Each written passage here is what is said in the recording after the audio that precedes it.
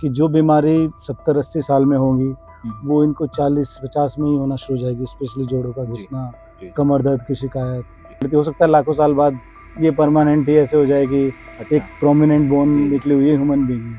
That may be possibility. The most important thing, आपका जो laptop या स्क्रीन या डेस्कटॉप का जो भी स्क्रीन है उसको अगर आप आई लेवल या उससे ऊपर रखेंगे, और ये बीमारी जनरली ओल्ड एज में होती है, बच्चों में ही इसके काउंटर पार्ट को, मतलब ऑस्टियोपोरोसिस टाइप है, उसे ऑस्टियोमलेशिया बोलते हैं, और ये विटामिन डी डेफिशिएंसी से होता है। तो क्या महिलाओं की हड्डियां कमजोर होती हैं पुरुषों के मुकाबले? यस, ये नेचर ने एक बना के भेजा है, क्योंकि जो मेल हार्मोन्स होते हैं वो बोन्स को स्ट्रॉन्ग ज़्यादा बनाते हैं as compare to female, testosterone जिसकी मात्रा फीमेल में कम होती है। नमस्कार, आपके साथ मैं हूं अंकित यादव। स्वास्थ्य पर संवाद कार्यक्रम के आज के इस नए एपिसोड में आप सभी का स्वागत है। आज हम बात करेंगे रीढ़ की हड्डी, कमर दर्द और भी कई तरह के जो जोड़ों के दर्द आज देखने को मिल रहे हैं। इस पर बातचीत करने के लिए हमारे साथ मौजूद हैं डॉक्टर पवनेश लोहान। आप सीनियर ऑर्थोपेडिक सर्जन हैं। डॉक्टर साहब, आपका बहुत स्वागत आज हमारे साथ बातचीत करने के लिए।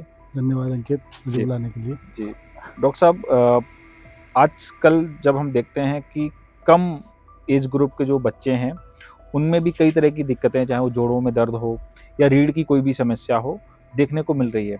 बतौर विशेषज्ञ आप इसको कितना चिंताजनक मानते हैं? बच्चों में जो बीमारियां पहले बड़ों में होती थी, एक उम्र के बाद अक्सर आजकल बच्चों में भी उस तरह की समस्याएं देखने को मिल रही है। होता क्या है ना कि बच्चों में अब सीडेंटरी लाइफस्टाइल बहुत हो गया बच्चों में भी। Indoor games, mobile specially, and they don't want to go outside, बाहर भी नहीं जाना चाहते हैं। वो मोबाइल में ऐसे ट्रैप हो गए हैं कि उनको बाहर फिजिकल एक्टिविटी करना ही पसंद नहीं है। तो एक वो कारण है कि क्योंकि होता क्या है ना, जितना हम बोन्स या मसल्स को यूज़ करेंगे उतना ही वो स्ट्रॉन्ग होती है। नेचर ने एक बना के भेजा है ह्यूमन बीइंग को। अगर वो फिजिकल एक्टिविटी कम करेंगे, बोन्स वीक रहेगी। फिजिकल एक्टिविटी ज़्यादा करेंगे तो बोन्स स्ट्रॉन्ग होगी। और एक दूसरा कॉज इंडोर होने की वजह से विटामिन डी डेफिशिएंसी भी एक मेजर कॉज हो गया बच्चों में, जिसकी कमी देखी जा रही है। और ये बहुत सारे कारण हैं, लाइक डाइटरी, हमारी डाइट स्पेशली कार्बोहाइड्रेट डाइट रही है। हम ज़्यादा इंटेक कर रहे हैं यूजुअली इंडिया में non veg usually, because non veg एक मेजर सोर्स है प्रोटीन का। अदर सोर्स भी है, बट नॉन वेज में आप थोड़े भी खाने में ज़्यादा प्रोटीन मिल जाता है, बट वेजिटेरियन फूड में आपको बहुत ज़्यादा खाना पड़ता है। एक प्रोटीन इंटेक कम है, vitamin D deficiency and lifestyle, physical activity कम हो गई बच्चों में, इसलिए एक मेजर कॉज हो रहा है। एंड सबसे इम्पोर्टेंट, मोबाइल का यूज़ बहुत ज़्यादा होता है। जी, तो ये बच्चे जब अधिक उम्र के होंगे, जब इनकी उम्र 50-60 साल होगी, तब इनको किस तरह की दिक्कतों का सामना करना पड़ेगा? देखो, अगर कहते हैं ना नींव अगर मजबूत हो तो भविष्य में मजबूती रहती है। तो वही चीज़ है कि जो बीमारी 70-80 साल में होगी वो इनको 40-50 में ही होना शुरू हो जाएगी, स्पेशली जोड़ों का घिसना, कमर दर्द की शिकायत एंड एग्जॉस्ट होना बहुत जल्दी। तो बुढ़ापे की तरफ ये जल्दी अग्रसर हो जाएंगे। जो एज रिलेटेड डिजीज़ है, ये एक नुकसान रहेगा। आपने बात करी मोबाइल फ़ोन के एक्सेस यूज की। जब हम बात करते हैं, आपने बोला कि लोग इंडोर गेम्स, बच्चे जो हैं ज़्यादा खेल रहे हैं, ऐसे में वो आउटडोर एक्टिविटी उनकी बहुत कम हो गई है, सीमित हो गई है। एक ये भी देखा गया है कि जो लोग ऑफिस वर्किंग लोग हैं वो घंटों तक कंप्यूटर पे बैठते हैं, लैपटॉप पे काम करते हैं। उनका पोस्चर कैसा है, वो इतना, क्योंकि वो नॉन मेडिको होते हैं तो उनको इतना ध्यान नहीं रहता कि हमें कैसे बैठना चाहिए। तो उनको किस तरह की दिक्कतें आ रही हैं और उसके कॉन्सिक्वेंसेज क्या हो सकते हैं? उनके लैपटॉप या मोबाइल आजकल, उसके बिना really difficult to continue life, even in office, in आपके घर में भी। बच्चे जैसे मोबाइल में बहुत ज़्यादा समय तक यूज़ करते हैं, तो एक नई टर्मिनोलॉजी आ गई आजकल, जिसे टेक्स्ट नेक बोलते हैं। टेक्स्ट मैसेज से आया है कि आप घंटों तक एक ही पोजीशन में हैं, तो नेक का जो पोस्चर है दैट चेंजेस। नॉर्मली हमारी नेक लॉर्डोसिस में होती है, हाइपर एक्सटेंशन, पर बिकॉज ऑफ कंटिन्यू फ्लेक्शन, आप आगे झुका के बैठते हैं तो नेक का पोस्चर चेंज हो जाता है। एक तो सर्वाइकल स्पॉन्डिलाइटिस वाली प्रॉब्लम बहुत जल्दी आने लगी है। दूसरा, जैसे ऑफिस में कहा कि बहुत लोग लैपटॉप यूज़ करते हैं, तो एक ही पोस्चर में काम करने की वजह से उनका अपर बैक और नेक, ये भी सर्वाइकल स्पॉन्डिलाइटिस की तरफ तेज़ी से अग्रसर हो जाएंगे, और ये क्रॉनिक समस्या बन जाती है। और फिर ऑस्टियोफाइट्स बनना, मतलब इसके बहुत सारे कॉन्सिक्वेंसेस होते हैं, फिर क्रोनिक पेन रहना शुरू हो जाता है, पेशेंट जो है ना इसी से परेशान रहता है। कई बार देखा गया है कि कई ऐसे पेशेंट्स हम भी देखते हैं, आपसे भी कई बार बातचीत हुई, लोगों के जो गर्दन के पीछे की हड्डी है वो ऊपर की तरफ निकलती है, क्योंकि हम ऐसे बहुत ज़्यादा लगातार झुक के काम कर रहे हैं। तो क्या इसका असर आने वाली पीढ़ी पे, क्या इस तरीके के बच्चे पैदा हो सकते हैं कि उनकी गर्दन इसी रूप में मतलब हो? अब ये कहना बड़ा डिफ़िकल्ट बात है, बट इवोल्यूशन के साथ हाँ। एज़ जैसे आप मानेंगे कि ह्यूमन बीइंग कहते हैं जैसे पहले 4 पैरों पे चलता था, जी, जी, धीरे-धीरे जी। हाँ। वो 2 पे बाइपेडल हुआ, हाँ। 2 पैरों पे, तो उसमें लाखों साल लगे। हुँ। अगर कंटिन्यू ऐसा रहता है कि भई एक हड्डी प्रोमिनेंट है सभी में, हाँ। Generation to generation to generation, हाँ। तो बॉडी उस तरह से अडैप्ट कर लेती है। हो सकता है लाखों साल बाद ये परमानेंट ही ऐसे हो जाए कि अच्छा। एक प्रोमिनेंट बोन जी, जी। निकली हुई है ह्यूमन बीइंग में, हाँ। That may be possibility. But इसका प्रिकॉशन तो यही है कि आप समय-समय पर, जैसे ऑफिस गोइंग के लिए मैं सलाह देना चाहूँगा कि आधे घंटे में आप अपना पोस्चर चेंज करें, और 5 मिनट का अगर ब्रेक ले सकते हैं हर हाफ एन आवर में, जो लैपटॉप पे काम करते हैं कंप्यूटर पे, उनके लिए एक ये रिफ्रेशमेंट ऑफ स्पाइन होगा, और सभी को करना चाहिए, और एक्सरसाइज जरूर करें, बहुत चाहिए। वो इंस्टेंटली ऑफिस में, जैसे आपने बोला 5 मिनट का ब्रेक लें, उनका पोस्चर कैसा होना चाहिए, अगर आप बता सकें हमारे दर्शकों को कि वो कैसे बैठें, वो बहुत सूटेबल रहेगा उनके लिए?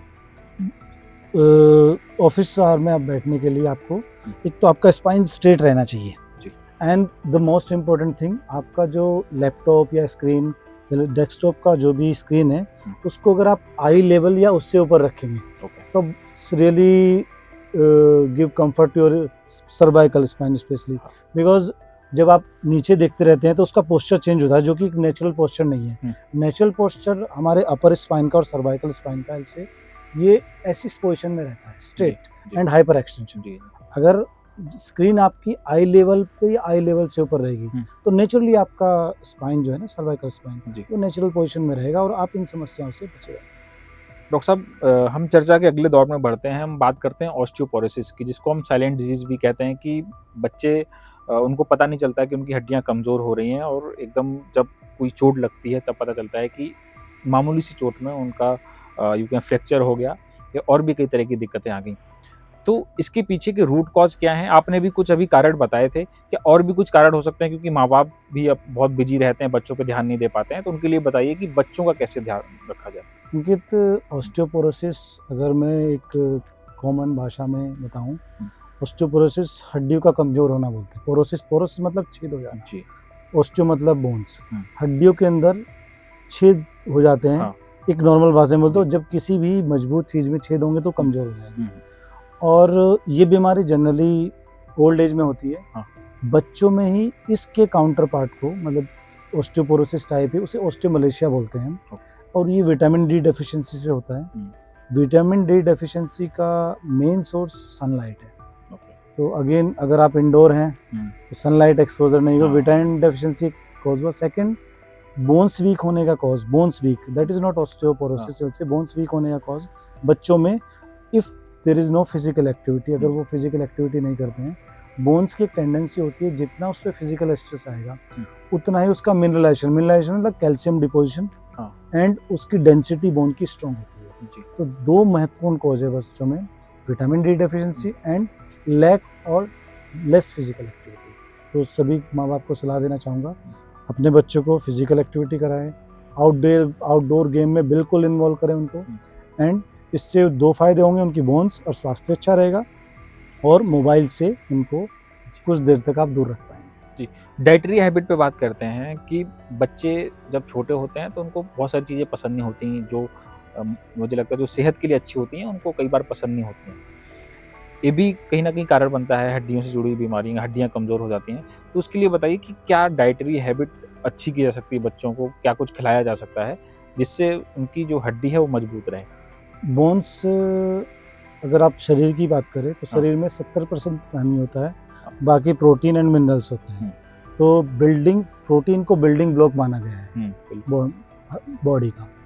अगर हड्डी को मजबूत करने वाली बात है, उसमें कैल्शियम एंड प्रोटीन, दो चीज़ें बहुत इंपॉर्टेंट है, एंड मिनरल्स, कैल्शियम में आ गया, अदर मिनरल्स मैग्नीशियम रिच। तो आप अपने बच्चों को हाई प्रोटीन डाइट दें, और ग्रीन वेजिटेबल्स, बस पर बच्चे आजकल स्पाइसी फूड और मोमोज एंड चाउमीन, मैं यही सलाह देना चाहूँगा कि ये आने फ्यूचर के लिए जहर है बिल्कुल।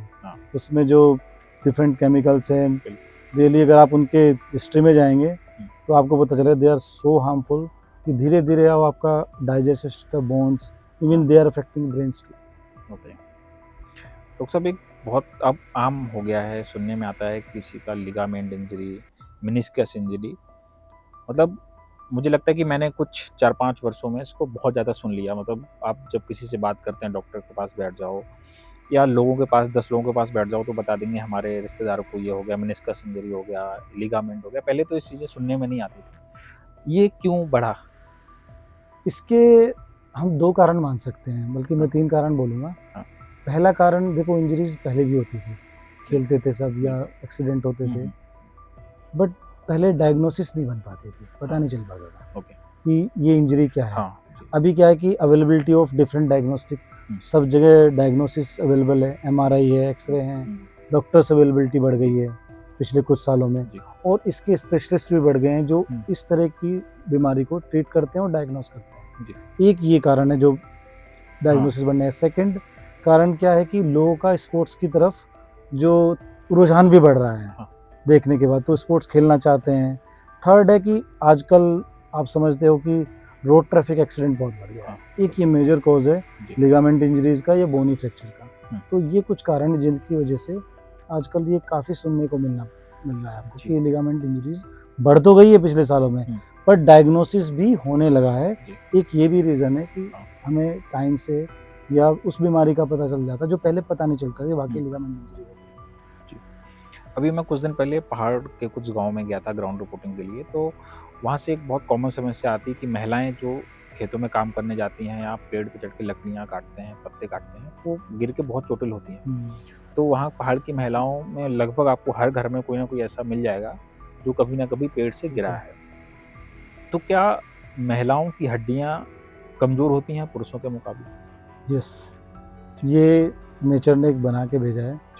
फीमेल्स में स्पेशली डाइट का भी एक बहुत बड़ा फैक्टर है। फीमेल, घर की कोई भी फीमेल होगी अभी भी, जब सब खा लेते हैं तब वो खाती है। तब तक शायद उसकी, मुझे लगता है, भूख भी खत्म हो चुकी थी, और कई बार कुछ परिवारों में उसे बचा कुचा भी खाने को मिलता है। दूसरी बात क्या है कि जो ह्यूमन हार्मोन्स, ह्यूमन में फीमेल हार्मोन्स है एंड मेल हार्मोन्स में difference, there is a difference. क्योंकि जो मेल हार्मोन्स होते हैं वो बोन्स को स्ट्रॉन्ग ज़्यादा बनाते हैं as compare to female, testosterone होते हैं जिसकी मात्रा फीमेल में कम होती है। तीसरा, मेनोपॉज के बाद आप फीमेल में बोन की डेंसिटी तेजी से कम होती है। तो 3 ये मुख्य कारण है जिसकी वजह से फीमेल की हड्डियां कमज़ोर रहती हैं।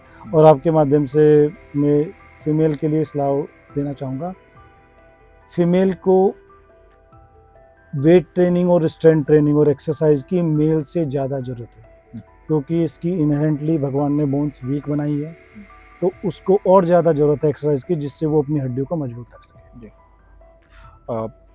एक जब सवाल हम जब कर रहे हैं आपसे, जब लाइफस्टाइल की बात हो रही है, बहुत सारी चीज़ें आपने बताई हैं। आजकल मोटापा भी बहुत लोगों में देखने को मिलता है कि लोग बहुत ओबेसिटी लोगों में बढ़ गई है। उसका जो असर है कहीं ना कहीं घुटनों पे और कई बॉडी का जो लोअर पार्ट है उस पर पड़ता है, तो उसकी वजह से क्या कुछ कॉम्प्लिकेशंस देखने को मिलते हैं? अंकित, जब बचपन में होते हैं बच्चे और जैसे बड़े होते हैं तो उनका बोन स्ट्रक्चर, अगर हम नी की बात करें तो उसकी एक कैपेसिटी होती है। उसको 18 साल तक, हम कहते हैं, अगर साइंस की बात करें मेनली तो 18 ईयर्स तक कहते हैं कि 25 ईयर्स तक बोन डेंसिटी बढ़ती है, उसके बाद वो डिक्रीज होती है। अगर मेरी बोन डेंसिटी 25 ईयर्स में 1 थी तो 35 या 40 ईयर्स में 1 से कम ही होगी, अगर मैं उसको मेंटेन नहीं करता हूँ। मतलब आइडियली शुड बी उसकी बोन्स और जॉइंट्स 25 साल की उम्र में उसका वेट कम था के लिए बने हैं। अगर उसका वेट धीरे धीरे बढ़ता है तो वो उतने वेट को उसके जॉइंट्स एंड बोन नहीं टॉलरेट कर पाते हैं और उनमें पेन रहने लगता है। और दूसरा, मोटापा की वजह से क्या होता है कि मोटापा में हार्मोन्स कन्वर्जन, एस्ट्रोजन ज़्यादा बनता है मेल में, खासकर एस्ट्रोजन टेस्टोस्टेरोन दोनों में होते हैं, पर कुछ हार्मोन ऐसे बन जाते हैं मोटे व्यक्तियों में जिसकी वजह से उनकी बोन्स वीक होने लगती है और कुछ हार्मोन्स जो स्ट्रॉन्ग रखने के लिए होते हैं वो कम बनने लगते हैं। इसलिए मोटापे की वजह से दो कॉन्सिक्वेंसेस तो होते ही हैं कि आपके जॉइंट पे स्ट्रेस आएगा, दूसरा आपकी बॉडी में हार्मोनल इम्बैलेंस भी होता है। तो डायबिटीज़ मोटे लोगों में एक central obesity is the major cause of diabetes की, जिसके पेट में फैट ज़्यादा था पेट के अराउंड, तो ओबेसिटी एक डायबिटीज़ को भी बढ़ावा देती है। आपने बहुत सारे ऑपरेट किए, आपका लंबा अनुभव है, कभी कोई ऐसा मरीज आपने देखा हो जो आपको बहुत चुनौतीपूर्ण लगा हो कि इसको कैसे ऑपरेट किया जाए? चुनौती तो अंकित एवरीडे ही रहती है, क्योंकि सर्जरी में आप कई बार आप सोच के जाते हो कि ये तो बहुत इजी सर्जरी होगी और आप वहीं कुछ ना कुछ फंस जाते हो, कुछ ऐसी चीज़ें सामने आ जाती है। तो ये तो एवरीडे ही चुनौती है, कुछ ना कुछ चुनौती है। वैसा कोई केस एक 7-8 साल पहले एक पेशेंट था, लक्सर के पास का पेशेंट था जी। तो उसको पूरा जो किसी शायद रोड ट्रैफिक एक्सीडेंट था, भी मेरे याद नहीं है, अराउंड ओपन इंजरी थी, ओपन क्या बोलेंगे, सब ब्लड वगैरह मांस वगैरह सब उसका हटा हुआ था। उसकी एक बोन का पीस अलग था ही नहीं उसके साथ, मतलब मान के चलते 15 से 18 सेंटीमीटर के आसपास उसका हड्डी का टुकड़ा गायब था। तो ये चैलेंजिंग था कि वो टुकड़ा कैसे लाया जाए, अब तो ला तो नहीं सकते, वो तो बिल्कुल खो गया है। तो उस केस में मेरे याद है हमने हड्डी इलिजरो टेक्निक बोलते हैं उसको, हड्डी बढ़ाने वाली टेक्निक है। तो उस मरीज को करीब 18 महीने लगे थे हड्डी बढ़ने में। और अभी करीब 4-5 साल पहले मेरे याद है उसका फ़ोन आया था मुझे, उसकी मदर का बल्कि, तो ड्राइवर था, वो ड्राइव करता था, तो उसने बताया कि वो ड्राइव कर रहा है। तो जब ऐसे कई बार फ़ोन करते हैं किसी और मरीज के लिए, किसी और पेशेंट के लिए, उसकी मदर का फ़ोन आया था, तो अच्छा लगता है। पर ये चुनौतीपूर्ण केस होते हैं इस तरह के, जिसमें खुशी भी होती है और डर भी लगता है कि अगर नहीं कर पाए तो मरीज कई बार नहीं समझ पाते हैं, उनकी भी अपनी अपनी समस्या है, वो नहीं समझ सकते, इमोशनली थोड़ा सा सोचते हैं और आप लोग थोड़ा वो ठीक होना चाहता है, फिर ठीक है, पार्ट ऑफ जॉब है, बट वो चुनौतीपूर्ण केस करने के बाद अच्छा भी लगता है जब रिजल्ट अच्छे आते हैं। कई बार ऐसा होता है कि रिजल्ट भी नहीं। बिल्कुल। अगर वर्तमान परिस्थितियों की बात करते हैं तो अभी आप किस तरह के मामले ज़्यादा देखते हैं? अंकित, अभी मैं जो स्पोर्ट्स इंजरीज बोलते हैं, खिलाड़ियों से संबंधित, और जिसमें लिगामेंट इंजरीज जैसे हमने ACL, मेनिस्कस, कंधे का बार बार उतरना, एंकल का लिगामेंट टूटना, एंकल कंधे का जो लिगामेंट है वो टूट जाते हैं, खासकर स्पोर्ट्स पर्सन में, इवन नॉर्मल पर्सन में भी एक्सीडेंट के बाद टूट जाते हैं। तो आजकल उन्हीं केसेस पर हमारा अस्पताल में उसी पर कंसंट्रेट कर रहे हैं, क्योंकि यहाँ किसी भी सरकारी अस्पताल में वो सुविधा राज्य सरकार की नहीं थी। तो पिछले 4-5 सालों से, 7 सालों से उसी में, और काफ़ी लोगों को पता चल रहा है, तो लोग काफ़ी ऑपरेशन कराने आते हैं इलाज के लिए। हम जैसे पहाड़ी राज्य हैं तो आपके पास पहाड़ से भी बहुत सारे मरीज आते होंगे। पहाड़ के लोगों की डाइट और उनका लाइफ स्टाइल, मुझे लगता है कि जो देहरादून या आसपास के जो शहरी इलाकों के रहने वाले लोग हैं उनसे बहुत डिफरेंट है। मैंने वहाँ जाकर खुद देखा है, मतलब सुनने की बात या पढ़ने की बात तो अलग है। तो क्या उनके जो शरीर की बनावट है या शरीर की जो उनकी जो बोन्स हैं, क्या प्लेन के लोगों या शहरी लोगों से मजबूत हैं? अगर मैं ओवरऑल बात करूं तो डेफिनेटली थोड़ी बेटर है जी। बट कुछ पेशेंट्स पहाड़ में भी कुछ ऐसे देखने में आए कि जिनकी बोन्स आज ही जल की, मैं जिसकी सर्जरी करके आया हूँ, वो he was a sports person, kabaddi player. मैं इमेजिन कर रहा था उसकी बोन्स तो बहुत स्ट्रॉन्ग है, बट बहुत ही वीक बोन थी, लाइक 50 साल के एक इंसान की तरह, और he was around 29 years old. क्यों हुआ होगा? मे बी डाइट और फिजिकल एक्टिविटी, वैसे तो कबड्डी प्लेयर है एज पर हिज, पर डाइट मुझे लगता है डाइट मेजर रोल रहा उसका, डाइटरी नहीं कर पा रहा उतना अच्छा जी, क्योंकि पहाड़ पे भी कुछ बीमारियां भी हो सकती है, कई बार अनडायग्नोज चली जाती है, तो हम उसको इवेलुएट करेंगे क्या रीजन हो सकता है। कई बार जेनेटिक भी होता है, कुछ चीज़ें जेनेटिक चलती है, फैमिलियल चलती है, इससे बहुत पॉसिबिलिटी। बट मेजॉरिटी अगर बात करें तो जो हार्ड वर्क करें उनकी बोन स्ट्रॉन्ग रहेगी। हाँ, ओके, ठीक है।